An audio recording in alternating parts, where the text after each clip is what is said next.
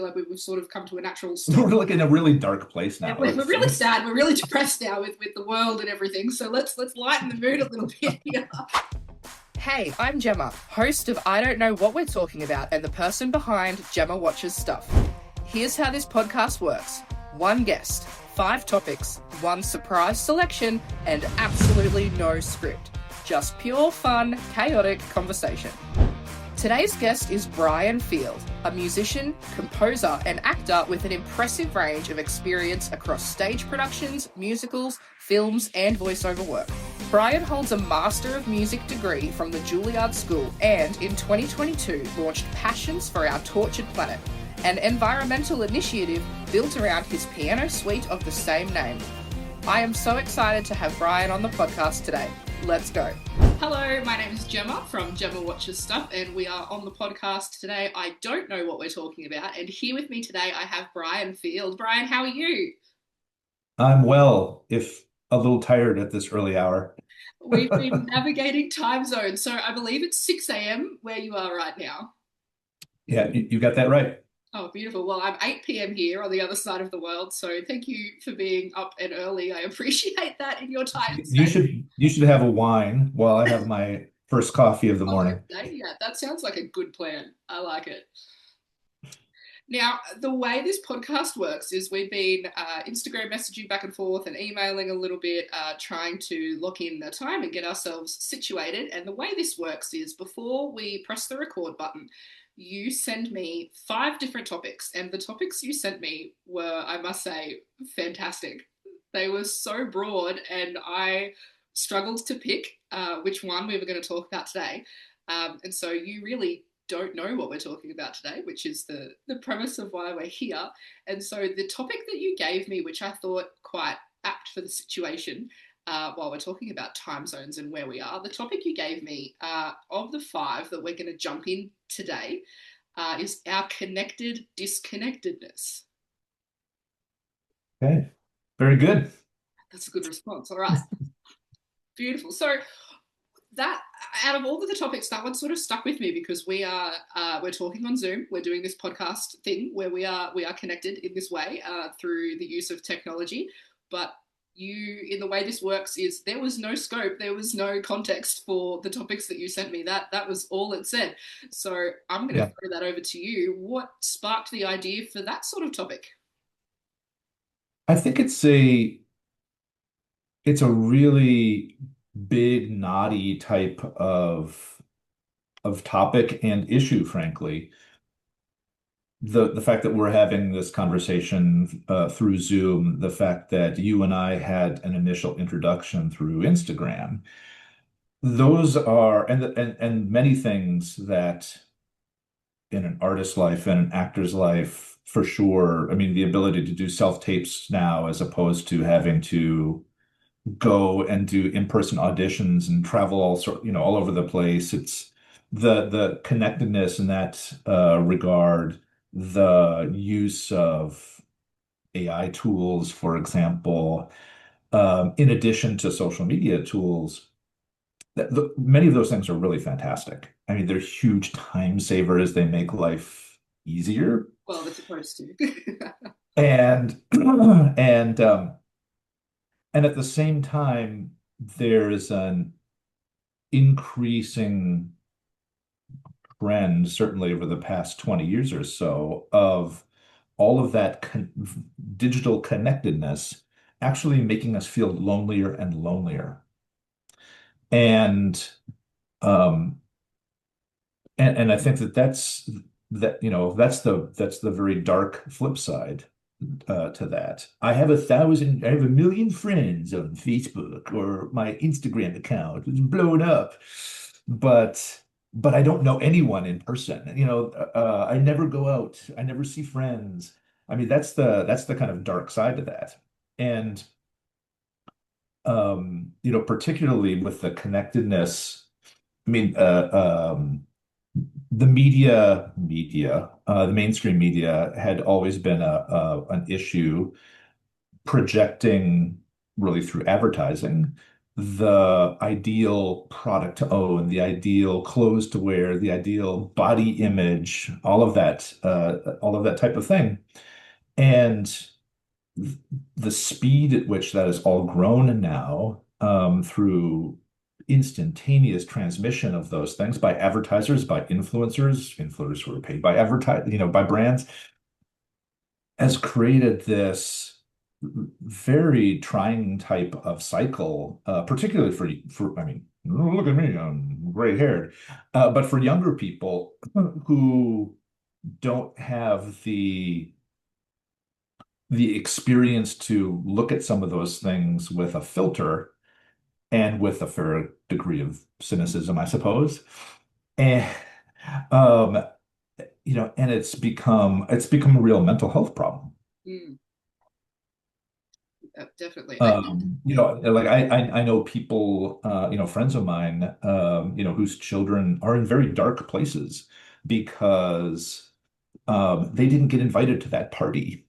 But all of their friends, they see them on Instagram or Snapchat or what have you, uh, and the curation of that perfect time makes others who are not part of that feel really bad about themselves.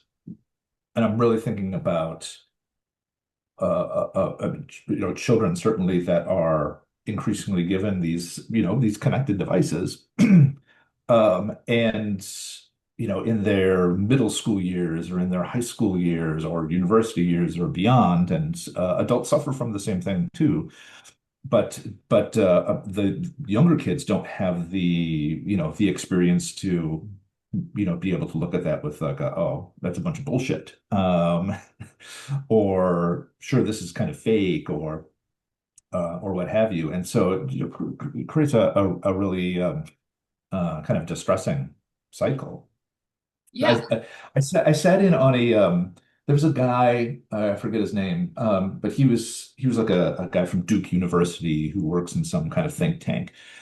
And I sat through a lecture of his, an in-person lecture of his that and he was talking about this connectedness with his daughter, who was, I don't know, at the time in high school, maybe ninth grade or something like that.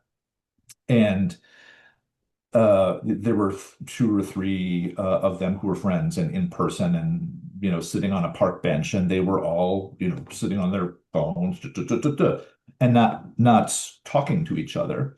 And he it was like, I don't know, late 40s, and said, "Hey, like, what are you doing? You're not talking, you're not interacting with each other. You're sitting on this park bench just on your phones."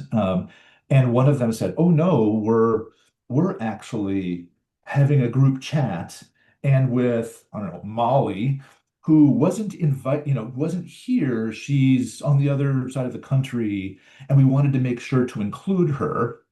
In our conversation. So, there's a positive, I suppose, there, but like, okay, well, Molly's not there on the park bench. Like, enjoy the park too. Yeah, there's got to be a balance. Like at first I was like, oh, girls, get off your phone. But then as you explained the story, I'm like, oh, but that's kind of sweet. They're doing it for their friend who's not there, and like that's connectedness. That's cute. But at the same time, I'm also like, you're at the park. She's not there. Unfortunately, she can't be there. Send her a video. Say bye. Go enjoy the park. Like, there's got to be some sort of balance between the use of technology and still being able to be at the park, experiencing the park rather than Yeah, being at it with a thing on your face. that's right. Mm. You touched on something really interesting, and here in Australia at the moment, there's a bit of stuff going around. Unfortunately, I've seen on social media and on the on the news and things.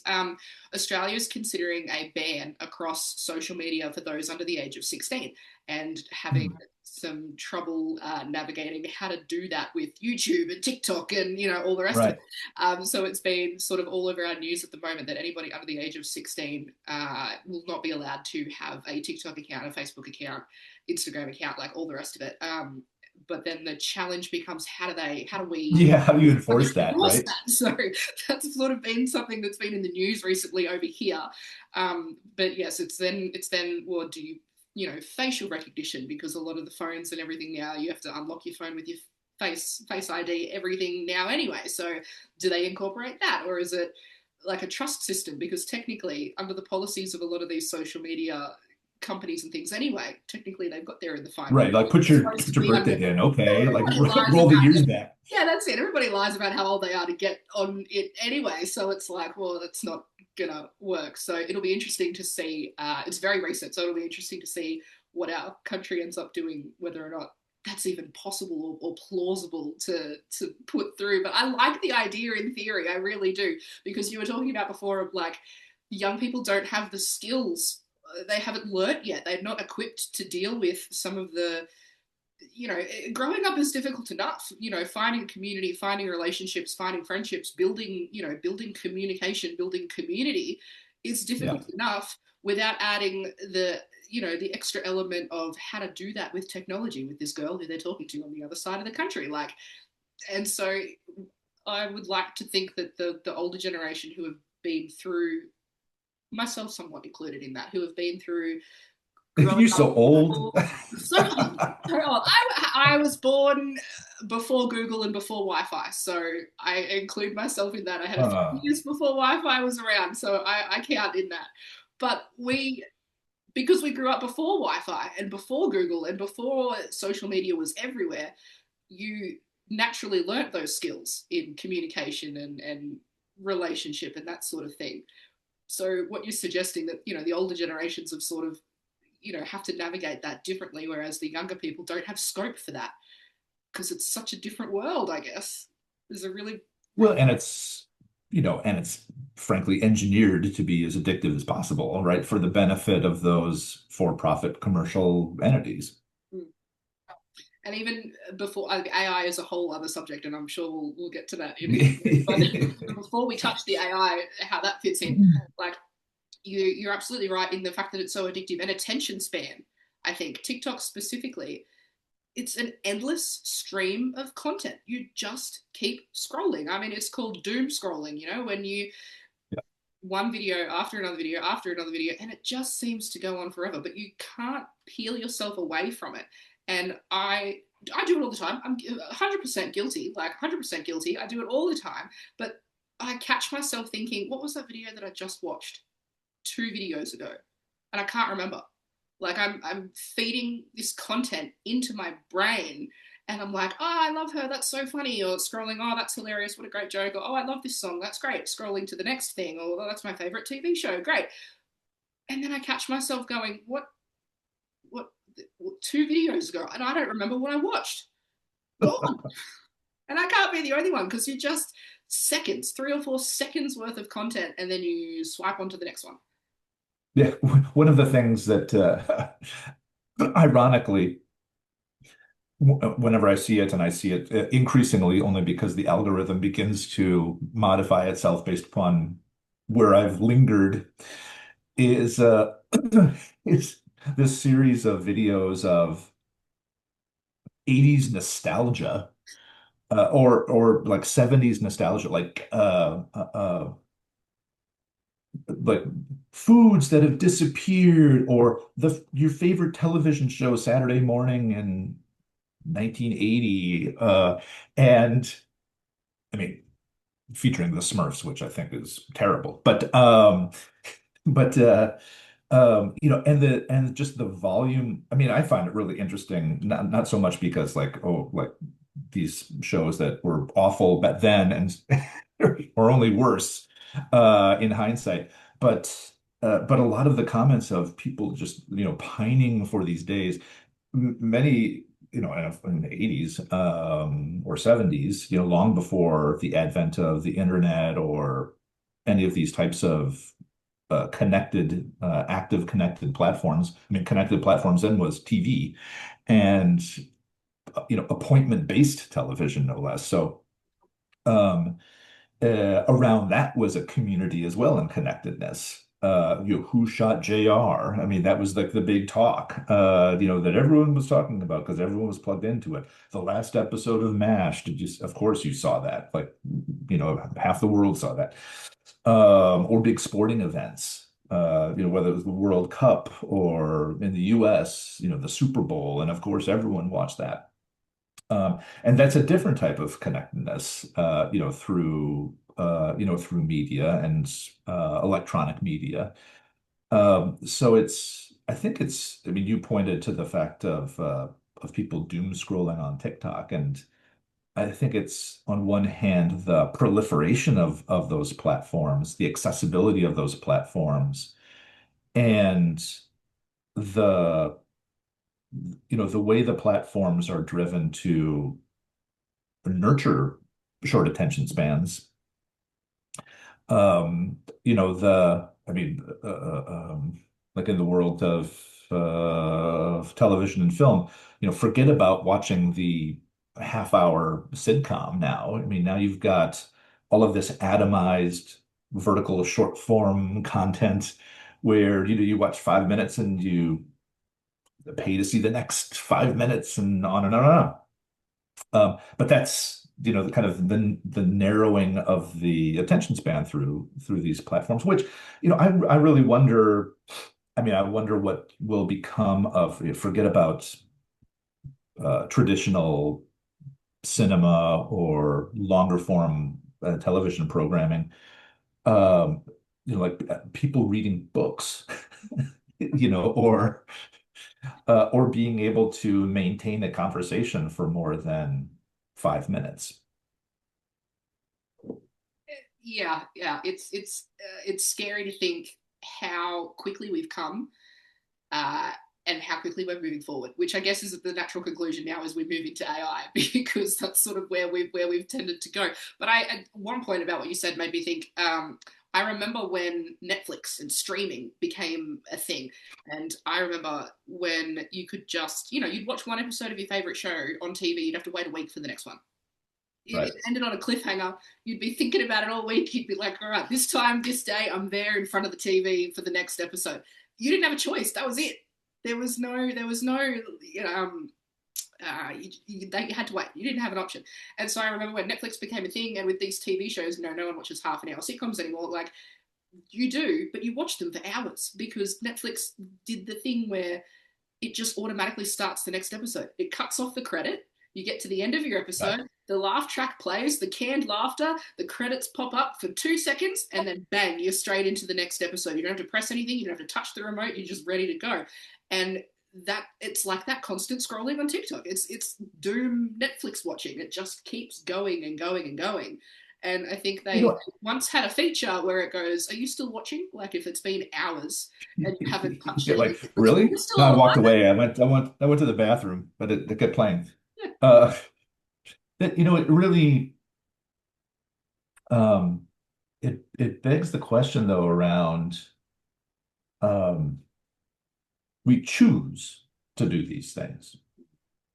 We choose to doom scroll. We choose to binge watch whatever X fill in the blank series, which is on Netflix. And although I got to say, like I watch MasterChef and on Hulu, and of course, like I started watching that like the latest season every night, and then suddenly I had caught up to, there were no more episodes because it's actually, a show that's in production and Yeah. being dropped every week live scheduled. And I was like, like I was like, why are there no more episodes? I was It's so like, oh, because frustrating. they're still filming them. That's And why. you get so angry. It's like, Um, where's the next episode? Why? Like, but it's just, yeah. but it's um, like an increasing lack of patience that we all suffer from. A need for immediacy, and if we don't get it, we're forced to, I mean, like if you didn't have your I mean, many years ago, I'll retell a story or tell a story for you. Many years ago, I've got two sons who were both in their early 20s. But when they were, I don't know, in junior high, and that was when my wife and I first, determined they went into middle school, and that's when they got their first device. They didn't get, we said we're not going to layer this in when they're still Too young, too in young for it. elementary Yeah. school. Yeah. And it was largely peer pressure based, so they could communicate with their friends, and it was very limited. But nonetheless, we said on Sunday, there's going to be a kind of a media-free day where there would be no television, there would be no phones. You wouldn't be on your computer. It was like a digital Sabbath. And that lasted like a month. Um, it was, but I mean, nowadays it's almost impossible to do that because so much of everything has now migrated to digital platforms where if you want to do it, if you want to like pre-order your coffee, or I mean, if you needed to take a flight on an airplane someplace, like not to have to do pre-check-in and to have your boarding pass on your phone, it's nearly impossible. Or to call an Uber. Like do people still like phone a cab to come pick them up if they need to? Like I don't know anyone that does that any longer. Um, so it's either if you forgot your phone, you're just drunk driving, then apparently. But or I mean, to that point, navigating, like who uses a map anymore? You've got Waze or Google Maps or what GPS. have you. GPS was a thing, your own little device that came and went super quick. GPS was a thing and then it was Yeah. gone because it's on your phone now. I mean, everything. And like, I think something in my experience, based on what you've just said, makes me, it reminds me of my grandfather. So my grandfather used to do the banking, and once a week he would go down to his local bank, which was also the post office, small country town in the middle of Whoop Whoop, Australia. It doesn't matter, but he'd go down to the post office, to the local bank, and he would do the banking with a checkbook. No Yeah. one uses checkbooks anymore. Like, and because Oh, I still use checkbook. it was a small country town here, so they phased them out. They phased out checkbooks. So one day he goes down to the bank and they're like, "Oh, we have to let you know in a month we no longer do this. Like, you have to go to online banking. We can't process your checks here anymore." And so I helped my grandfather have to teach him how to go and online to do his banking and sort that out and educate him in how to do that, because for years he would go and he would see the lovely lady at the post office every Tuesday Yeah. or whatever it was, and they would have a conversation. And how are you? Like, she knew who I was. Like, I'd never met the woman, but she knew about my grandfather. She knew his business. He knew hers. They were friends because every week the connected community, the community, the relationship was there. She would checkbook. That was her job. That was what he did. That was the connection in the small community town. Now he doesn't do that. Now they don't do that. He doesn't hasn't seen her since they stopped doing that. And it's heartbreaking. Yeah. Yeah. Well, I mean, and that's what I opened with, the increasing, connectedness, yes, loneliness, yes, increasing isolation from other humans in 100%. that type of social transaction or interaction. And I think with the lack of connection now, it's in how social media and everything, technology plays into that. It's not real. It has the illusion of connectedness. Like, I've got, like you mentioned before, I've got this many friends on Facebook, I've got this many followers on Instagram, and it shows I'm popular, I've got so many friends, I've got so many followers, blah blah blah. But it's not real. It's an illusion, because then if you ask, well, when was the last time you went and had a coffee with one of those people? Or let's say you're sick. Who's gonna come and see you? Yeah, that's a good one. Yeah, yeah, it's a bit scary. And while we're here, I feel like we've sort of come to a natural stop. We're like in a really dark place now. We're really sad. We're really depressed now with the world and everything. So let's lighten the mood a little bit here. We're about halfway through our time together today, and normally this is the part where I sort of stop and we play a little game. And if it's really dark, depressing, don't feel we stop. Let's play a little. Everyone's like, ugh, like, Oh, what a terrible swipe. Oh, yeah. And here I am going to like post this across all the social medias and go follow me on Instagram and all the rest. Subscribe. This or that. It's time for this or that.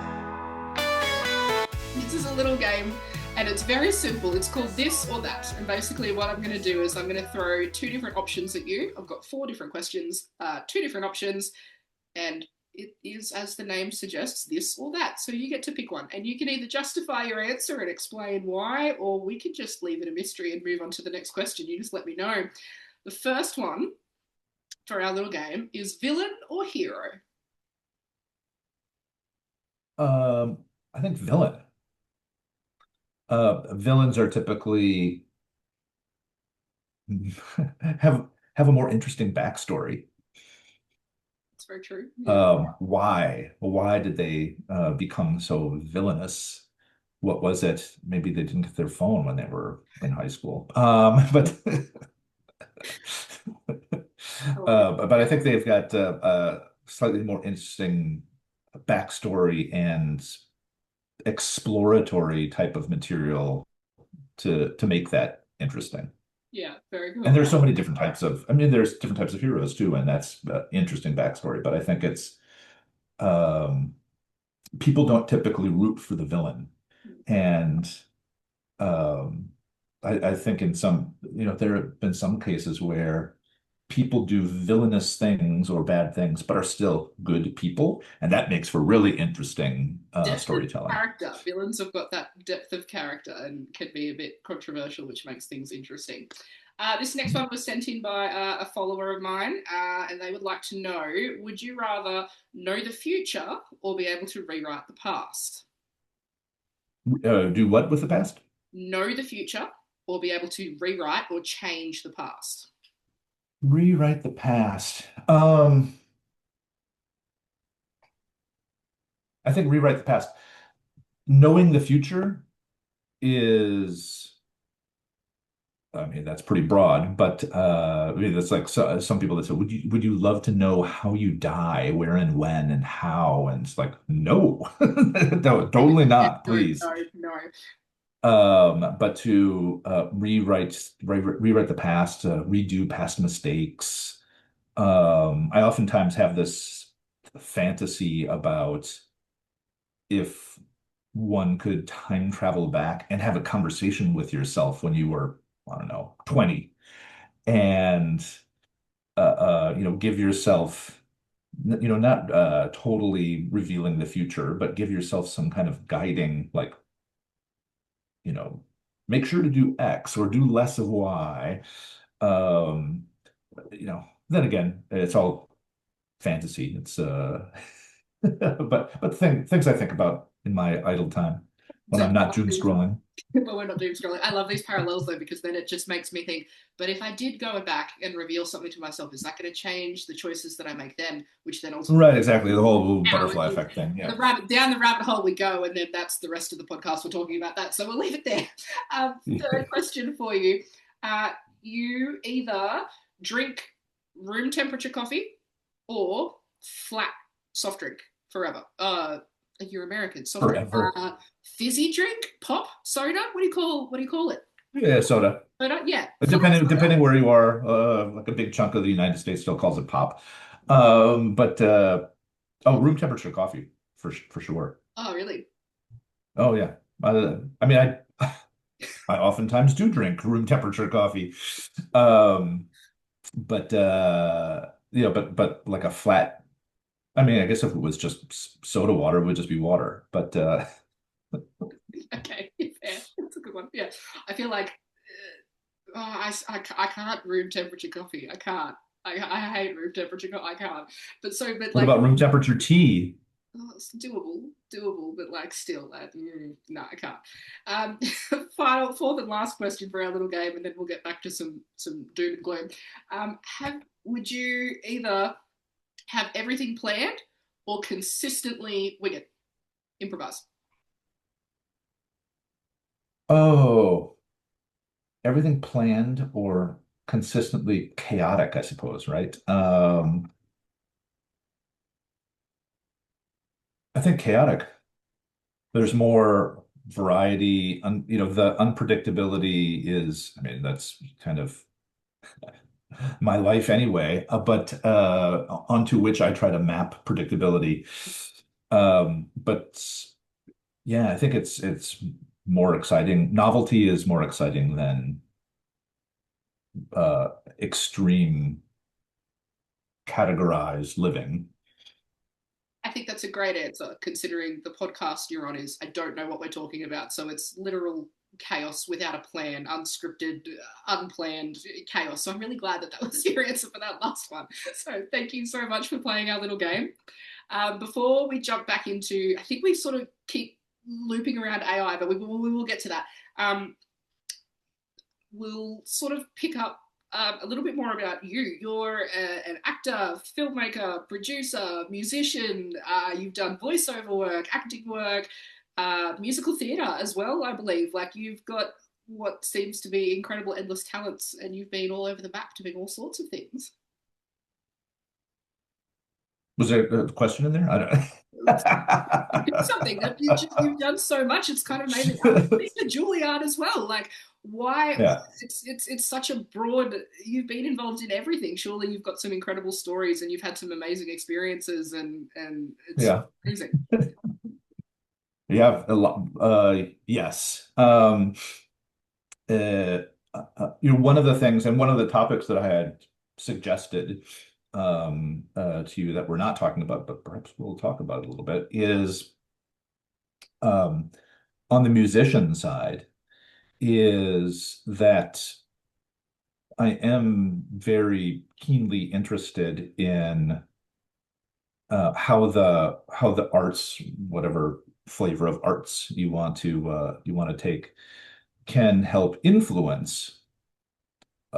um, influence the world, influence social policy, influence political points of view, and and to do that in a way that's not necessarily, hammer on the head, which no one really appreciates, but somewhat softer. And I think that frankly, artists of whatever flavor also have a duty to help be voices of social reflection and social activism. To wit, I've over the past several years been involved in a musical project. Here comes the plug.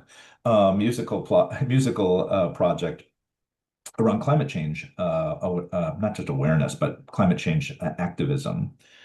And it started out as among the many things I do. I'm a composer of music, and so it was a piano piece that I wrote for a fellow Juilliard alum. I was a pianist out of South Korea, K. Kyunan Kim, and it is a piano piece that's organized in three sections. One around fire, forest fire. I mean, there was a big fire all across Australia a few years ago, and in Canada this year, a couple of years ago. I mean, they're always happening in the United States, particularly in the West. Glaciers is the second movement, talking about the polar melt and the decreasing size of big glaciers and the rising of seawater as a result of that. And then winds with the increase with a lot of the changes in climate, the frequency and intensity in particular of things like hurricanes, typhoons is an ongoing thing.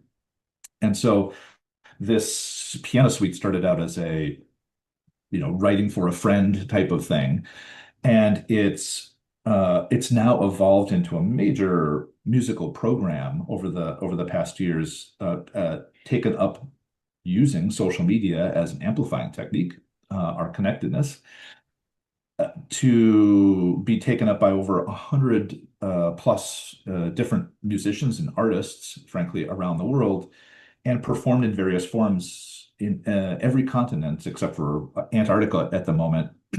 So, it's been played in concert venues, posted online, using our connectedness motif here, but been performed in nightclubs in North Macedonia, dance remixes in China, played on top of literally played on top of mountaintops in Italy and in Austria, where one of the pianists is also a mountaineer, and with a crew hauled a keyboard up on top of a mountain and gave a recital. There's going to be a documentary about this this fall, and so climate change is, I mean, like we are aware of climate change. I mean, there are climate change deniers and there are flat earthers out there too. Um, but it's not so much the awareness piece of it, but all of the royalties that then are collected around the performance of these instances are being donated in full to the Union of Concerned Scientists, which is the oldest group in the United States for climate change policy, policy change and research, all run by scientists, actual bona fide scientists. And so all of the royalties are being donated in full to this organization to help support their policy programs. So that's something that I'm very passionate about, clearly, and also using, like, I couldn't have done this kind of a program without the connectedness that we were talking about. Me connecting with an alum in South Korea, and then connecting the dots between people that we know who are also musicians of different flavors, and like that web then continues to expand out. I mean, I didn't know a bunch of dance DJs in China, but through the various connectedness, that becomes a reality. So I mean, that's a very positive spin. It's not all doom and gloom, as we were talking about earlier. And another one is around gun control, which is, I don't know what the stats are in Australia, but in the US, they're not so great. And we, of course, have the Second Amendment in the US, the right to bear arms. And this is, like, I'm supportive of that. I'm supportive of constitutional rights. However, I'm not very supportive of people going into primary schools and shooting up the joint and killing teachers and young children. And I live miles away from Sandy Hook Elementary, where, years ago, that very thing happened.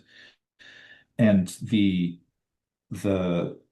taking a page from the climate change activism initiative, the latest thing that I'm focused on is this is a collaboration with the poet Amanda Gorman, who I don't know if she's very well known in Australia, but in the US, she was the first presidential inaugural youth poet. And she's a young 20s, Black female poet who talks a lot in her poetry about different social issues. And there was a shooting a few years ago in Uvalde, Texas, and she wrote a poem around that was published in the New York Times called "Hymn for the Hurting."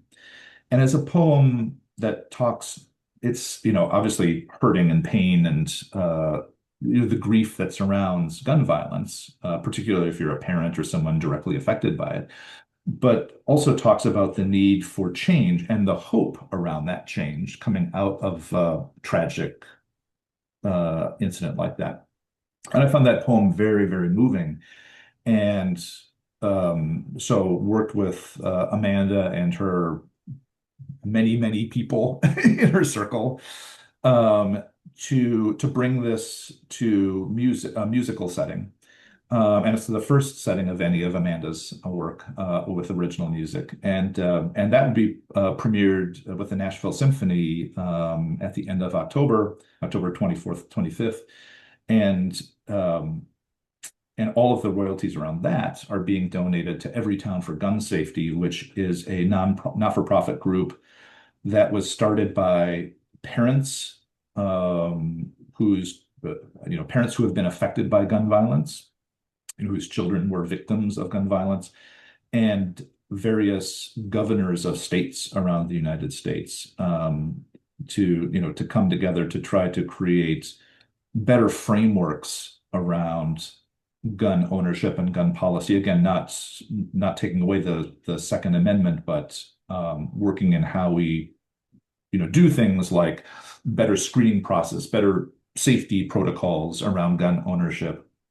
And those are two things that I'm particularly interested in on the artistic side. And part of getting back to where I started with this, part of the responsibility, I believe, of artists to comment on and help drive the changes, political changes, policy changes, social changes, as opposed to just being entertainers. These two projects sound absolutely incredible, huge, massive undertaking. The first one being like global, like that's absolutely mind blowing. I'm really like huge. How did that come about? If we want to loop it back to what we're talking about in connectedness and technology and the use of technology. Yeah. So obviously, this has been a time when technology has been useful and helpful and actually been able to help achieve these massive goals. Have there been times in specifically these two projects, or maybe even other projects and things that you've done, when that technology and the concept of being connected hasn't worked out as well for you in the process? Well, I mean, the climate change piece in particular is, as I mentioned, most people are aware of climate change, although some deny it and deny it still. And as I was reaching out across these social platforms and talking about it, there were plenty of people who were very angry about it, who were nasty about it, and just like, really, okay, not redacting your comments or anything, but it's as soon as any of such things come out into these connected social online platforms, you're going to get support and you're going to get criticism and a whole spectrum of different responses. And a lot of time, I think people do that. It's a little bit like, forget which comedian, it was probably Louis C.K., who said, when you're in your car, you say things to other passengers as you're driving, like they cut you off and you start screaming, like, you fucking asshole, I'm gonna kill you, like things that you would never ever say face to face, were it not for the anonymity and safety of being in your own little bubble. And it's the same sort of thing in social media too, when, Shuck and Jive 674, makes a hateful comment about something online. It's like, oh, it's really safe to do that because you're relatively anonymous. So I think people take even greater liberties in some of their extreme positions because of the anonymity factor. We forget that behind every account, nearly behind every account, there's a real person with real feelings, real opinions, real beliefs, real emotions, expressing, no matter what it is or where you stand, expressing a thought or opinion. And no matter what that is, that doesn't mean we get to, F you, yell, scream, carry on. Like there's a real person. I mean, now it's hard to tell with AI, but it used to be, if you could be reminded that whoever wrote that or whoever said that or has that point of view or has that frame of reference, like that's a real person behind that, typing that. Yeah. We forget that so easily because you're right, it's just the anonymity of it all. So it's easy to just be like keyboard warriors yelling and screaming and carrying on about whatever they feel the need to yell and scream and carry on about. Right. I think when it comes to that being connected, again, that ties into it's just fake. Like it's fake connectedness. You've got comments on photos and things. Even Facebook, is more, I feel like, one of the more connected social media illusions, I suppose, because lots of people just use Facebook to connect with people that they actually know, friends and family. Like, whereas Instagram, you follow celebrities, you follow movies, companies, no matter what, you follow whoever you want. Same with a lot of other social media. But I think Facebook is sort of the framework around that is supposed to be you connect with your friends and your family primarily. But I think we've moved away from that now. I think we're way past that now. So, well, I mean, and Meta's, they're not a nonprofit. I mean, Instagram, Meta, Facebook, they're all the same in the same boat now. So it's all changing very much. We'll quickly want to touch on AI in concept of connectedness. When it comes to you either composing or creating, or whether or not you're acting or stepping behind the camera for something, has AI impacted the community aspect of your job? Because working in creative fields, it's about connection. It's about working with people. It's very hard to be a creative person and be a solo singular thing. There's always connection and community in creativity. And so in your field, as someone who is a creative person, has AI shifted things for you, made things easy, difficult? For sure, AI is like a great researching tool. And I was on a set yesterday, and in fact, having a real conversation, a real live conversation with a bunch of fellow cast members. And and one of them had done work as a substitute teacher, and another one, I mean, so the shoot was at a cemetery of all places, and someone was asking, like, how far is it really 6 feet? Do you really have to put the casket in 6 feet? And immediately, like, someone's like asking ChatGPT, like, tell me about the depth of grave sites and the history around that. So it's a totally useful tool. My son is actually using an AI musical platform and has created this YouTube channel and has thousands of subscribers and has actually monetized it. And so, and it's a creative output for him. Like, he writes the poetry and has an AI generated music around it. And he actually, it's not like just pump it out. He actually curates it and spends time around with the final output. So I think it's is it the same as working with studio musicians or working with a live orchestra on things? For sure it's not. It's very different, collaborating with live humans in creating a piece of artistic output, whatever that might be. It also creates the opportunity for anyone to be creative and to find that creative outlet. Look, it's like everything. It's not a binary type of answer. There's good and bad and shades of gray throughout it. Does it create the opportunity for a slew of mediocrity in artistic output? Yep, it sure does. But that comes with it too. So I don't think there's no right or wrong, or it's not a black and white type of thing, but it's for sure not going away. And just like all of our connected platforms. And so it's a choice of how we interact with and embrace or choose not to interact with it for our desired end goal. And so it's great and it's terrible all at the same time. But going back to our original topic, it's what I hope that we're able to do throughout all of this, whether it's AI related or social platform related, is still be able to carve out time to be with ourselves, and to, I mean, certainly to be with others face to face, but to also be alone with our own thoughts, which can be scary at times.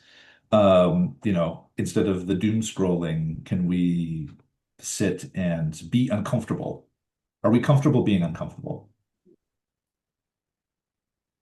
I I I love that because I think the art of self-reflection, I think as well, is something that's being lost. And I think you're absolutely right, and you've got it 100% that especially I want to say people of my generation and younger will avoid being disconnected from our devices. So we'll always want to be, where's my iPad, where's my phone, where's like I even TV, like there has to be something to do to not be, even in the car, like even in the car you've got music on or the radio or a podcast, or I mean listen to my podcast, but like you've always got something happening, you've always got something with you because you're 100% right, it's easier than just being, or just sitting with your thoughts. And I think personal growth and self-reflection and all of these things are, good to do with other people, but it's the personal self-reflection can be something that everybody should be doing, taking stock and